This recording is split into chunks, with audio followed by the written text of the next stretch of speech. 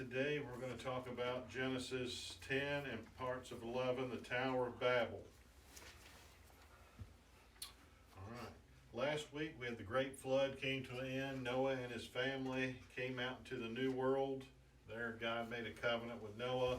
There would no longer be a flood to destroy the earth.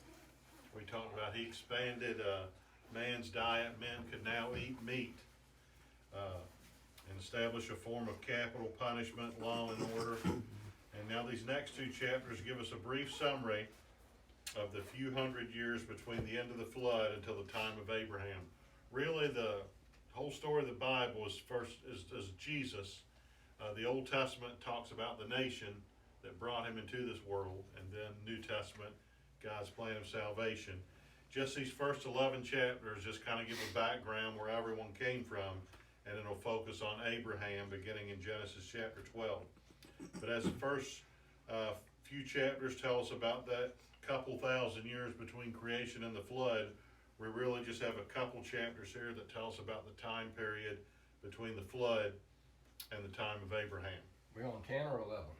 10 and 11 we're going to be doing today. Or 10 and the first few verses, 10 through 11:9. All right. We'll just read this first verse. Now these are the records of the generations of Shem, Ham, and Japheth, the sons of Noah, and sons were born to them after the flood. All right, from the three sons of Noah came everybody on earth. The human race, about 25 years ago, I got a set of World Book encyclopedias, and I guess they would still have it on there. They basically labeled, they had three different people. It looked like a Caucasian man, a black man, and a Asian man. They labeled them Caucasoid, Negroid, and Mongoloid, and said from them all the people of the earth came from, as they were divided into race. Remember the song, Jesus Loves Little Children, red, yellow, black, and white, sometimes now referred to brown as another color. So you sometimes hear three races, 5 colors. I don't want to get anything controversial here, but the main point is no matter your race or ethnicity, we all come from three families. All the people of the earth either came from Japheth, Ham, or Shem, and every one of them, and those three came from Noah. So we're all related, some closer than others. So we've bottom line, we're one blood, one race, a human race, and we all fall under Adam's curse and all eligible for God's forgiveness through his son, Jesus. But from these three came the whole planet. All right, first it lists the sons of Japheth, and I say most of all of us here are of European descent, so this is who we came from. 2 through 5. The sons of Japheth. All right, I'm going to list them here because I'm going to show how expansions start to go. All right, the sons of Japheth were Gomer and Magog and Madal. I'm just guessing how to pronounce these names. And Javan and Tubal and Meshach and Tyrus. All right, so this lists Japheth having 7 sons. 2, 3, 4, 5, 6, 7. Gomer, which was his son. The sons of Gomer were Ashkenaz and Riphath and Togarmah. So this is another generation. 1, 2, 3. The sons of Javan were Elisha and Tarshish, Kittim, and Dodanim. So this again, that's one of his sons. He had 1, 2, 3, 4. From these, the coastlands of the nations were separated into their lands, every one according to his language, according to their families, and to their nations. So God's saying from Japheth came these sets of people. Most teach that Japheth was the oldest of the three. There's a couple verses that point to that. He had 7 sons, and 2 of them list their sons there. From these came the people of Europe, most of our ancestors. If you have British ancestry, you probably can trace it to Gomer. So we don't come from not Gomer Pyle, but just plain old Gomer, as where probably was all of our great-great-great-grandfather. The last we hear of Japheth is Noah blessing him, which we talked about last week. Said your tents will be enlarged. And I want to also note, it says at the end of this, according to their languages. So this implies this is after the spreading of the languages of the Tower of Babel. And I'm going to go over this book real quick. It lists through some of the people of these sons, who their descendants come from. Gomer come the people of France, Wales, Scotland, Ireland, northern Italy, Denmark. From Ashkenaz, another son, Germany, Denmark, Sweden, Norway, Iceland, Poland, Czech Republic, England, Austria, northern Spain. I won't list every single name, but it just gives you an idea.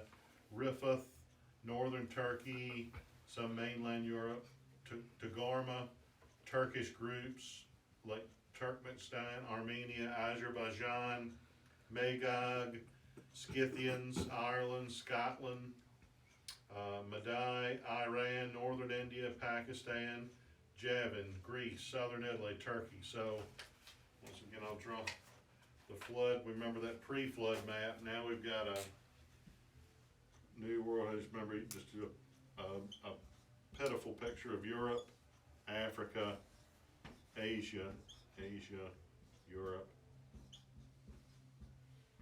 and Japheth's people seem to be spreading here. And of course, that's where most of us come here from, Britain or Scotland and Ireland. Maybe they were, it's an island, but they was probably still connected then in the days after the flood. So Japheth's people go off in this direction. Next, there's Ham. The sons of Ham were Cush and Mizraim and Put and Canaan. All right, so that lists four. So it's Ham had 4 children.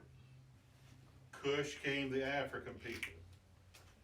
Mizraim is another name for Egypt. So Ham's son, Mizraim, is probably the one who started. Really, almost the oldest nation on earth. When you think of going back as far as you can, you think of the pyramids, and so this is probably 4,000 to 5,000 years ago. Put in Canaan. And we all know the famous one, Canaan. First of all, that was the curse Noah put on last week, and from these came the Canaanites. So his 4 sons went into Africa and Egypt, but then we'll focus in on where Israel is now. The first inhabitants was Canaan. So Ham's son came all the Canaanites. Let's continue reading. The sons of Cush were Seba and Havilah and Sabta and Ramah and Sabtica. All right, so that's 1, 2, 3, 4, 5. I want to show why I'm doing this here. So 1, 2, 3, 4, go 5.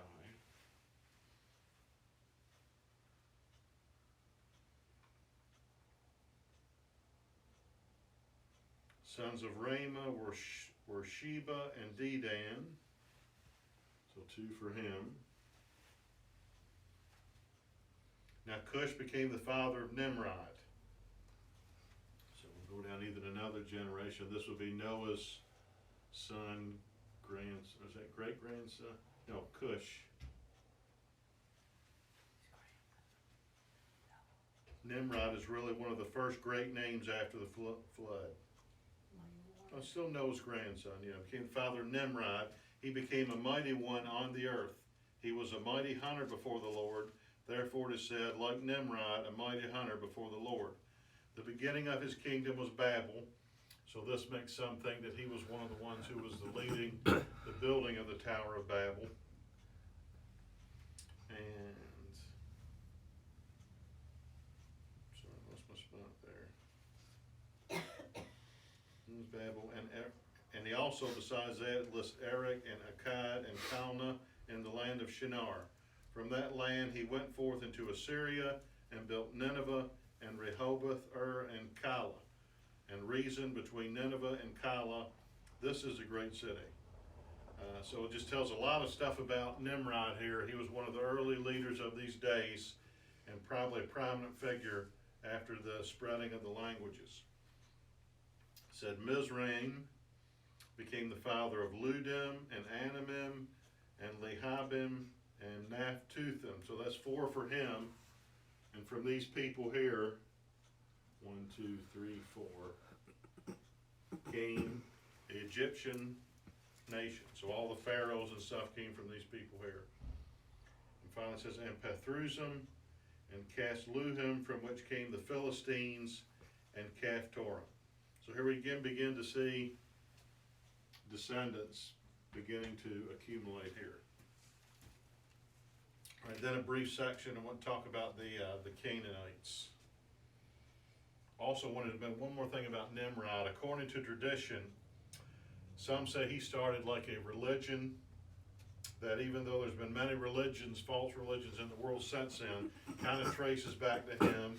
They say he had a weird relationship with his mother, that some trace that when the Catholic Church or Rome became the Christianity became the Christian official language, that somehow the mother and the child somehow mix that false religion in. You can see that in a lot of religions around the world. And basically all the false religions teaching can be traced back to Nimrod and during that time period, because as we said, the pre-flood world was completely wiped out. So that's not really official, but one of the theories taught. So tradition, not scripture, trace a one world false religion that has survived down through the centuries and came from Nimrod and his mother. Now we have this whole section, still descendants of Ham, on the Canaanites. All right, Canaan, which is Ham's grandson, he became the father of Sidon, his firstborn, and Heth, and the Jebusite. All right, that's Jerusalem, and the Amorite, and the Girgashite, and the Hivite, and the Arkite, and the Sinite, and the Arvadite, and Zemarite, and the Hamathite, and afterward the families of Canaanites were spread abroad. Okay, there was a lot of ites there, as we said. You ever remember these passages all throughout the conquering of the land of the promised land? The Lord keeps making a promise to Moses. And I wanted to read Deuteronomy 7:1. That's just one of the many places they're listed. Sometimes they only list 6 nations. But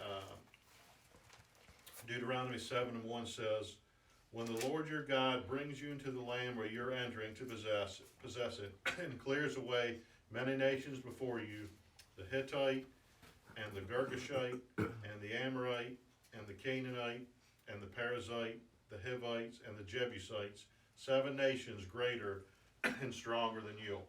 Many times over, that's mentioned in the Exodus, and sometimes it will say, I delivered you from 7 nations, and all these 7 nations are traced back to Canaan. Now, Canaan is listed in here, but I guess these other 6 became a byproduct over the approximately 1,000 years between the Tower of Babel and when Moses and the children of Israel conquered the Promised Land. So all those wicked people that dwelled in Canaan, that we read about, and that the children of Israel didn't totally get rid of and struggle with all throughout the centuries, they all come from Canaan, who was the son of Ham, who was the son of Noah. So from Noah's grandson Canaan came all these wicked people who lived there. It says the territory of the Canaanite extended from Sidon as you go toward Gerar, as far as Gaza, which I believe is on the coast on the Mediterranean, and as you go towards Sodom and Gomorrah, and Admah, and Zebolim, and as far as Lasha. So even Sodom and Gomorrah are existing at this time. That's where they came from. These are the sons of Ham, according to their families, according to their languages, by their lands, by their nations. And once again it says by their language, which implies that they were scattered on the face of the earth. So Japheth, children go this way to Europe, Ham's go down here to Africa and the Middle East, and that leaves one more son of Noah, from whom God will work his plan. So we give him verse 21. Also to Shem, the father of all the children of Eber, and the older brother of Japheth, children were born.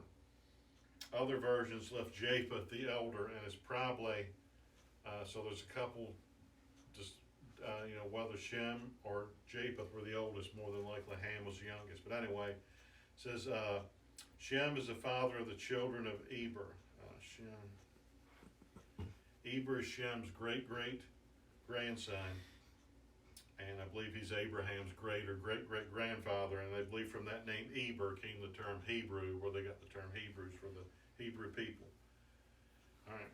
The sons of Shem, all right, were Elam and Asher and Arphaxad and Lud and Aram. All right, so Shem has 1, 2, 3, 4, 5.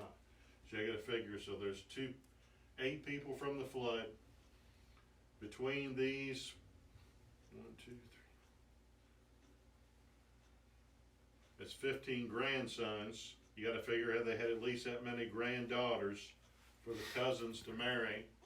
So that's 30, 38, and then you can see quickly, with everybody having 6 or 7 children, as they say, the exponential growth as the population will begin to grow rapidly, and you can also think the Lord is blessing them so the earth can be filled and become, populated again.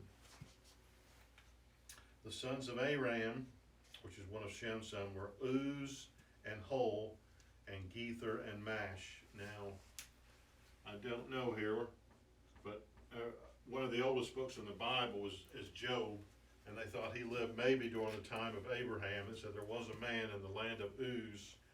Would he maybe come from this? Was that named after this grandson of Shem, Uz? All right, here we have the line from which Abraham will come. Arphaxad became the father of Selah, and Selah became the father of Eber, which some say where the term Hebrew comes from. Now here's a key verse, and basically the only one in the Bible that tells us about what time when Babylon occurred. All right, Eber. Let me figure again, Shem's great-great-grandson. 2 sons were born to Eber.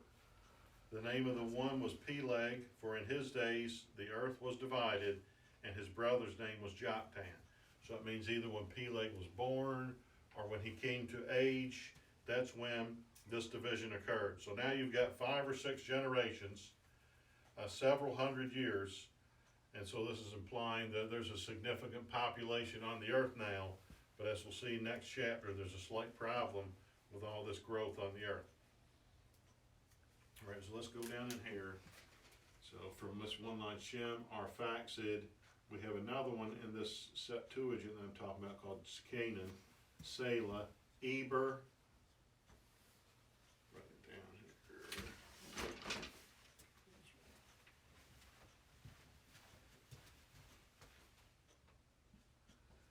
Comes the term Hebrew. And Eber's son is, we're going to go over all these next week. Peleg, and we'll put here Babel.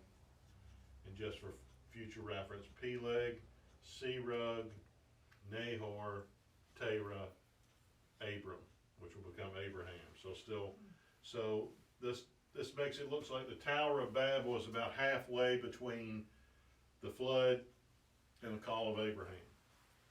So Tower of floods ending around 3200 BC, Tower of Babel around 2700 BC, and Abram's time will be around 2000 BC.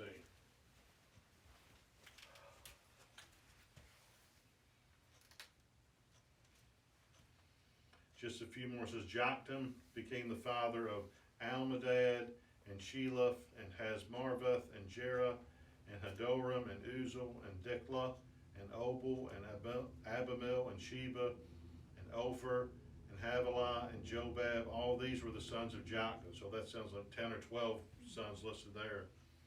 Their settlement extended from Mesha as you go towards Sephir, the hill country of the east.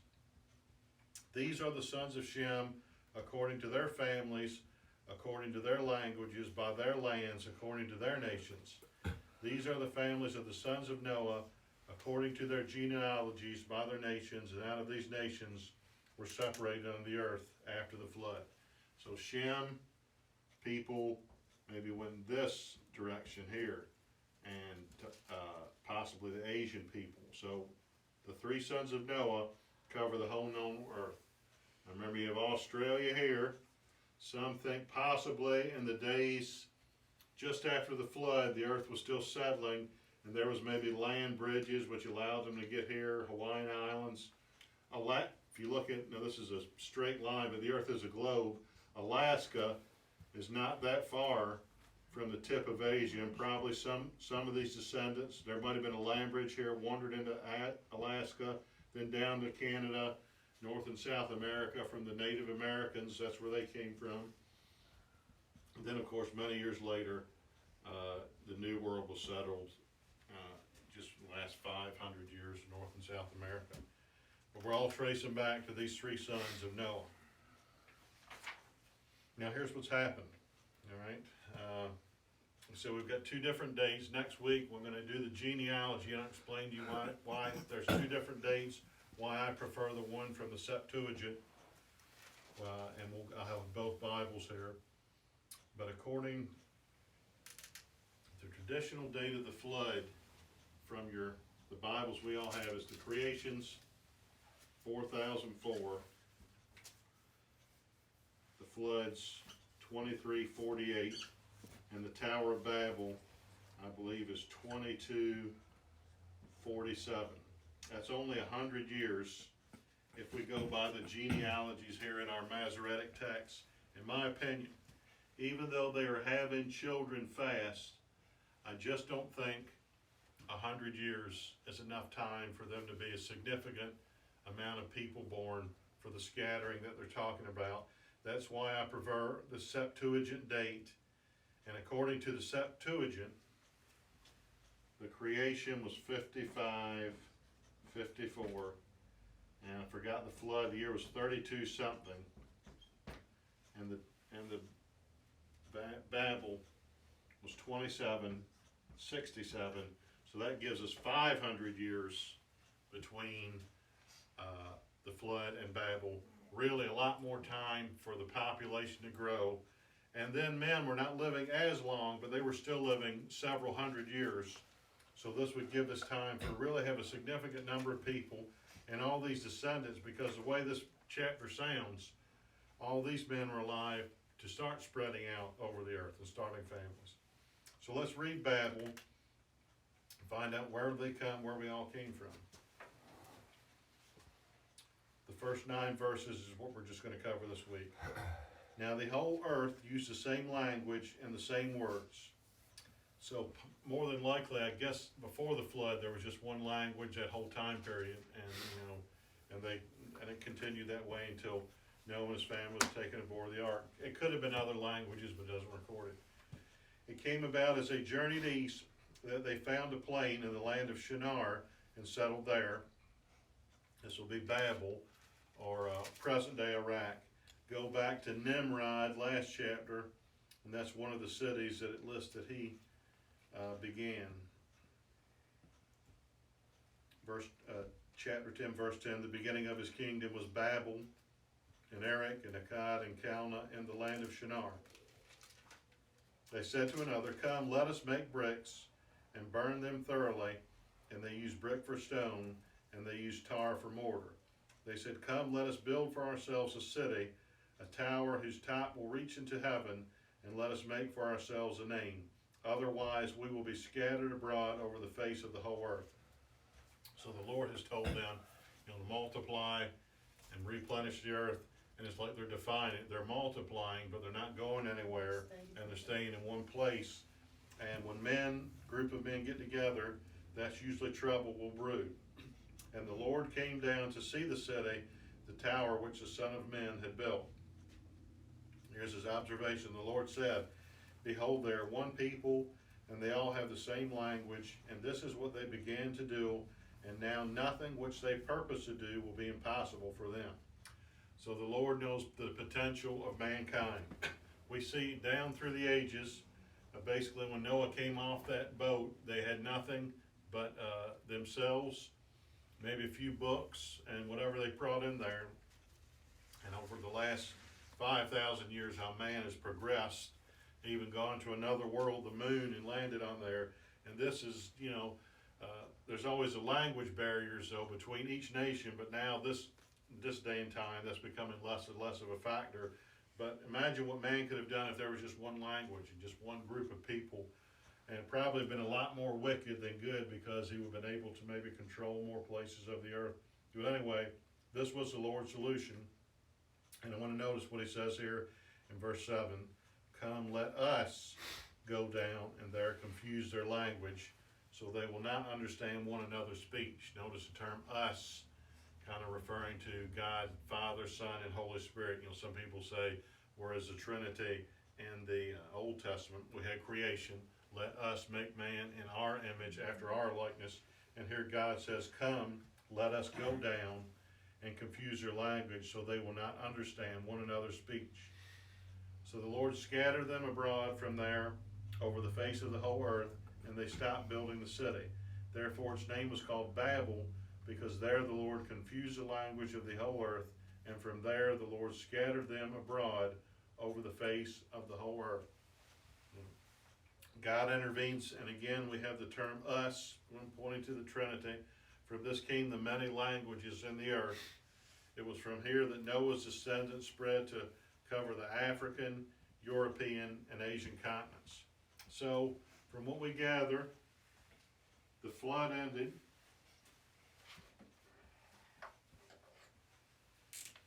You know, Noah lands on Ararat. I'm doing my visual. The family comes down. They begin to settle, grow. They come eventually descendants to the plain of Shinar, and no one's leaving. There might have been a few on the outskirts. Then they build the Tower of Babel. The Lord sends confusion into different languages, and they go spreading to all the earth, all the nations. All of us, when we trace back our history, whether us, United States through Britain, came through this scattering, maybe they came from invaders from the mainland of Europe, the people of Asia, Chinese. Let me just go back to this book again and list were some of the descendants. I listed Japheth earlier. From Shem, Elam came the Persians, Afghanistan, Asher, Assyria, some maybe to China, Arphaxad, most of the Middle East, Israel, Arabia, Iraq, Jordan, North Africa, Selah, most of the Middle East, Eber, Arabia, Iraq. The sons of Ham from Cush came Ethiopia, Lower Africa, maybe India. A lot of his children came from Arabia. So you can see they spread all over the earth. All our national history can be traced back far enough to this spreading. But of all these people that are spreading over the earth, he's going to only focus on just one person or one family. And that's going to be Shem's descendant for many years down. It's 11 generations for Shem to Abraham. And the rest of chapter 11 is going to talk about this line. This is going to be the line for God and his sovereignty and all wisdom and all knowledge. You know, this is the line I'm going to select. Because I really want to go deep into the genealogies like I did a few weeks ago with Genesis 5. I'm going to wait to do this the next week. So this is where we stand. The world's been scattered. Civilization, instead of being in one place, is going to begin to rise up all over the entire world. And then God is going to begin to focus on this one line, from whom will come his nation, from whom all the earth will be blessed. So I'm going to end it on that. Anyone have any questions from what we covered this week? Peoples of the earth.